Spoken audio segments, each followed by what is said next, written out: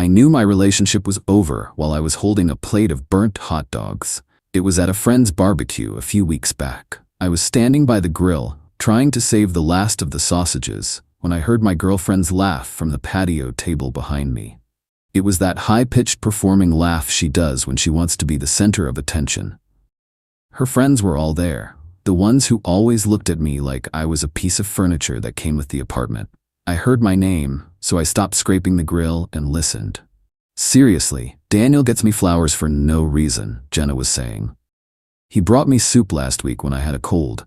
My male best friend treats me better than he ever will." She was talking about me. The he was me. Then came the wave of laughter from her friends. It wasn't just a chuckle. It was that mean, dismissive kind of laugh that says, "We all know and we all agree." I didn't turn around. I didn't drop the tongs. I just stood there, looking at the sad blackened hot dogs, and a strange sort of calm settled over me. I even smiled a little. For months, I'd been the bad guy for being uncomfortable with Daniel. He was her male best friend, and any issue I had with their weirdly intense friendship was just me being a jealous, controlling boyfriend. Hearing her say that, hearing them laugh, it was clarifying. It was like finally getting a clear diagnosis after months of feeling sick. The problem wasn't my jealousy.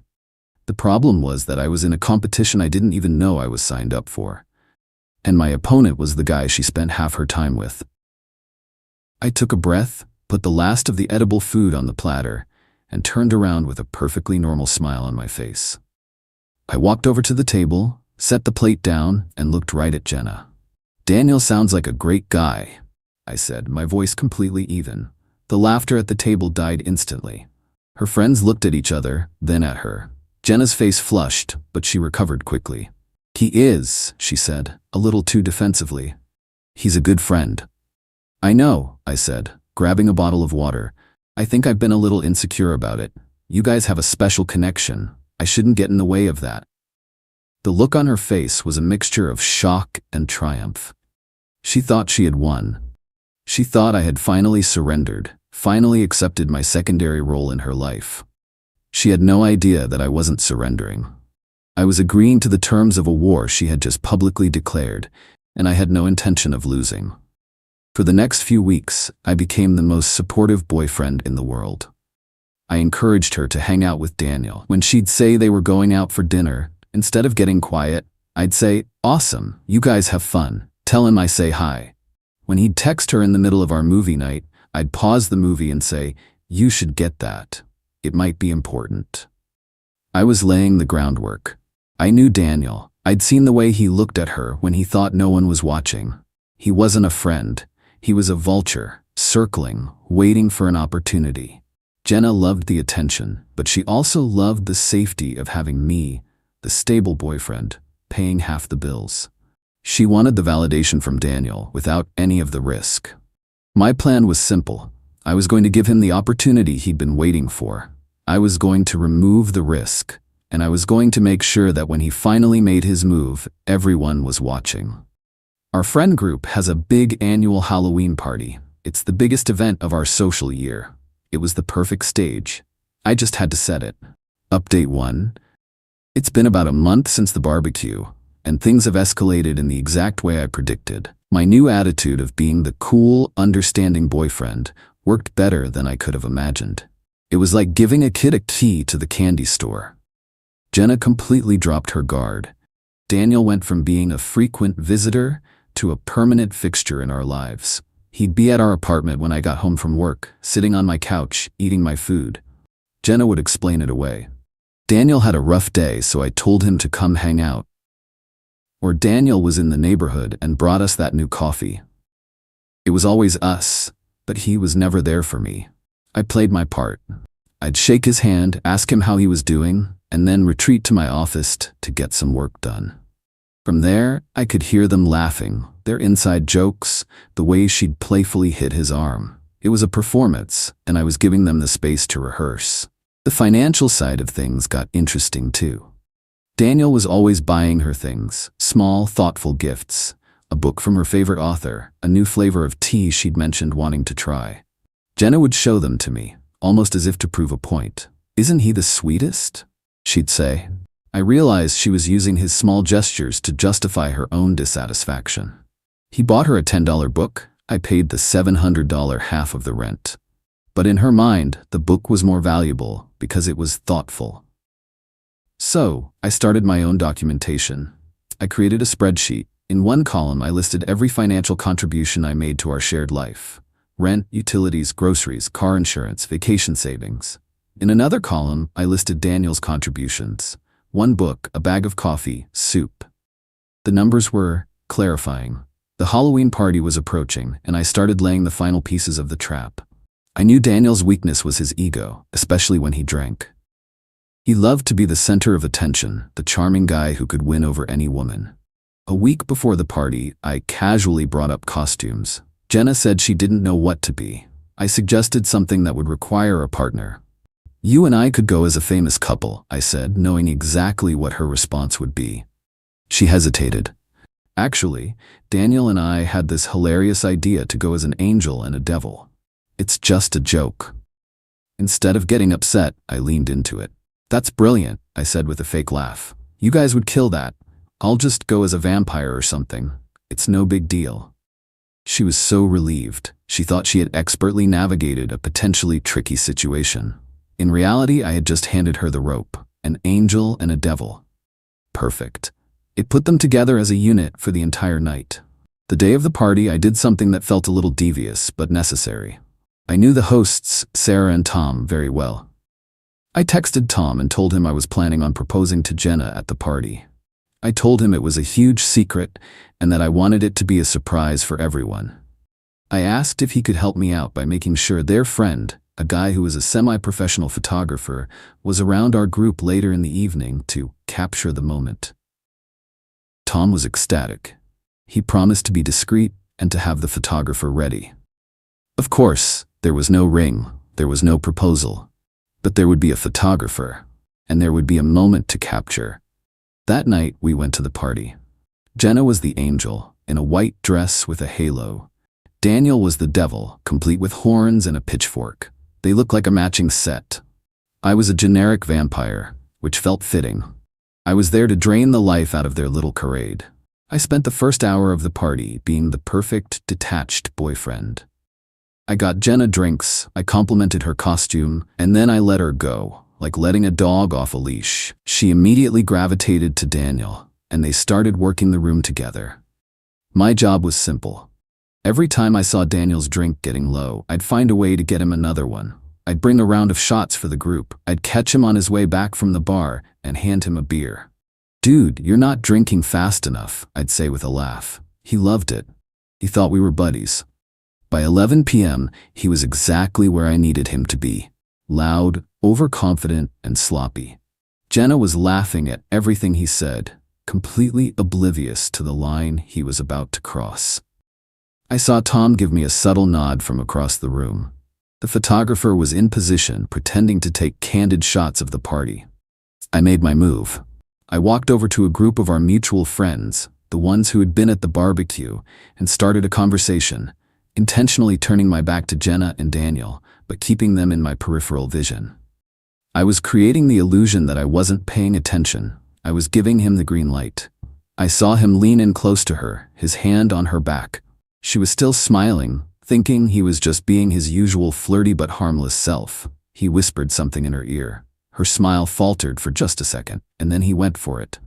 He leaned in and tried to kiss her. It wasn't a small peck. It was a full, sloppy, drunken attempt, and it happened right in the middle of the crowded living room, under the string lights, with at least 20 people watching.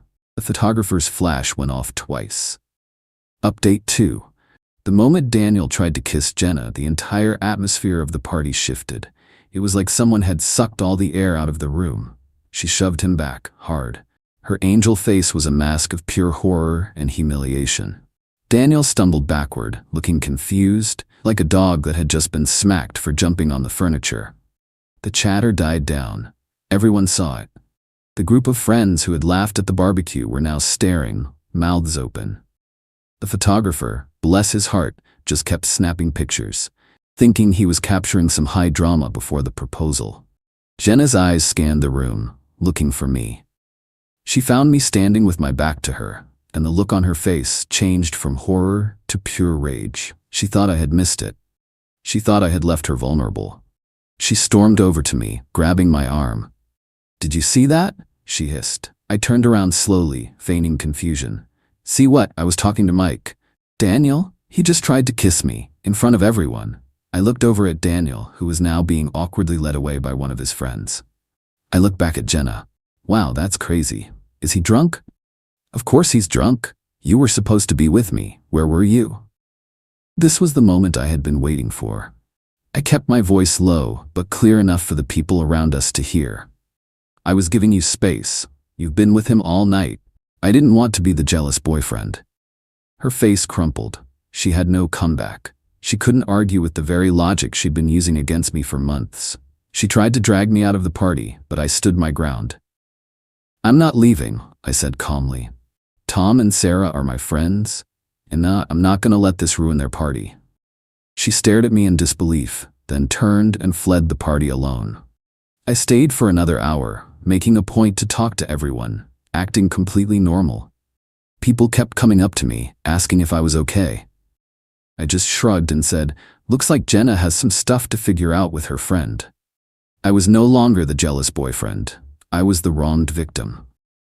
The narrative had flipped, and I didn't have to say a word. The drive home was a preview of the storm to come. My phone was blowing up with texts from her, a mix of apologies for Daniel's behavior and accusations against me for abandoning her. I didn't read them. When I walked into our apartment, she was sitting on the couch in the dark, still in her angel costume, halo askew. She jumped up as soon as I walked in. "We need to talk," she said. "Okay," I replied, turning on the light. "Let's talk." She launched into a tirade. It was all Daniel's fault. He was a disgusting pig who took advantage of their friendship. She never gave him any indication she was interested. But then, the blame started to shift. It was my fault for not being there. My fault for letting him get so drunk. My fault for being so distant lately. I let her talk until she ran out of steam. I just stood there, listening, not interrupting. When she was finally done, breathing heavily, I walked over to the kitchen counter and picked up a single piece of mail that had been sitting there. It was the renewal offer for our apartment lease. "I overheard you at the barbecue a month ago," I said. My voice was quiet. "The one where you told your friends that Daniel treats you better than I ever will. The one where they all laughed." The color drained from her face. She looked like she'd been slapped. That was just a joke," she stammered. "It didn't sound like a joke," I said. "It sounded like the truth, so I decided to test it. I gave you everything you thought you wanted. All the space, all the time with him, no jealousy from me. I wanted you to have the full Daniel experience. And now you have. How did that better treatment feel?" She was speechless. She just stared at me, her mouth opening and closing. "The proposal story I told Tom," I continued. "Not real. But I needed a photographer. I needed everyone to see what I already knew. That he isn't your friend. He's a guy who wants to get with his friend's girlfriend. And you? You're the girl who loves the attention so much you're willing to humiliate your own boyfriend to get it." I tossed the lease renewal letter on the coffee table in front of her. "The lease is up in 60 days. I've already told the landlord I'm not renewing. I've already found a new place. For me. Alone. So you have 2 months to figure out where you're going to live. Maybe Daniel has a spare room. You guys seem so close." She finally found her voice. It was a whisper. "You planned this. All of it." "You planned it," I corrected her. "You planned on having a boyfriend to pay the bills and a best friend to give you all the attention you need. You just never planned on the two worlds colliding. Now they have." I walked into our bedroom and closed the door, leaving her standing alone in the living room with the ruins of her perfect little setup. The silence on the other side of the door was more satisfying than any shouting match could ever be. Final update. The 60 days following the party were a slow, painful, and deeply satisfying unraveling of Jenna's entire world. She went through every stage you could imagine: denial, anger, bargaining, and finally, a pathetic, self-serving depression. For the first week, she tried to pretend like nothing had happened. She'd make coffee in the morning and ask how I slept. She tried to initiate conversations about our day. I shut it down every time with one-word answers. I wasn't being cruel, I was being a gray rock. I gave her nothing to work with, no emotional reaction to feed off of. I slept on the couch. The apartment was a library of silent tension. The social fallout was immediate. The pictures from the party surfaced. The photographer, thinking he was just sharing party pics, posted a few to social media, including a crystal-clear shot of Daniel lunging at a horrified Jenna. The story spread like wildfire through our friend group. Daniel became a social pariah overnight. He deactivated his accounts and went completely dark. Jenna lost her #1 source of validation in an instant. Her friends, the ones who had laughed at me, were now in an awkward position. A few of them reached out to me to apologize, saying they had no idea how weird the dynamic with Daniel really was. I accepted their apologies, but kept my distance. They had shown me who they were. Jenna's bargaining phase was the most desperate. She wrote me a long, tearful letter about how she had made a terrible mistake, how she had taken me for granted, how Daniel had manipulated her. She promised to block him, to go to therapy, to do whatever it took to earn back my trust. I read the letter, and then I slid it back under her bedroom door with a sticky note on it that said, "Too little, too late." She realized I was serious about moving out when my new furniture started getting delivered to our apartment. I had ordered a new couch and bed frame, and since I was still on the lease, I had them sent there. Watching her face as 2 delivery guys carried my new sofa into the living room was a moment I will treasure. The reality of the situation was becoming tangible. Her anger peaked about 2 weeks before the move-out date. She cornered me in the kitchen and screamed at me for half an hour. She called me a manipulative monster for setting her up. She said I had ruined her life, that I had destroyed her reputation and her most important friendship. I just waited until she was done and said, "You humiliated me in front of your friends. You entertained another man for months. You broke the trust in this relationship. All I did was hold up a mirror. If you don't like what you see, that's on you." The last week was just sad. She finally accepted that it was over and started half-heartedly packing her things. She couldn't afford the apartment on her own, not even close. She had to ask her parents if she could move back into her childhood bedroom. The same parents she had been bragging to for years about her perfect life in the city. The day I moved out, she was there, sitting on a pile of boxes, watching me carry my things to the truck. She looked small and defeated. She asked me, one last time, if there was any chance for us. "No, Jenna," I said, not unkindly. "There isn't. You made your choice at that barbecue. It just took a while for the consequences to catch up. I've been in my new place for a month now. The peace and quiet are incredible. I've reconnected with my own friends, the ones who were never big fans of Jenna. Life is simpler, better. I heard through the grapevine what happened to her. She's living at her parents' house, an hour outside the city. She and Daniel never spoke again. Her friend group has mostly moved on, tired of her constant drama and victim narrative.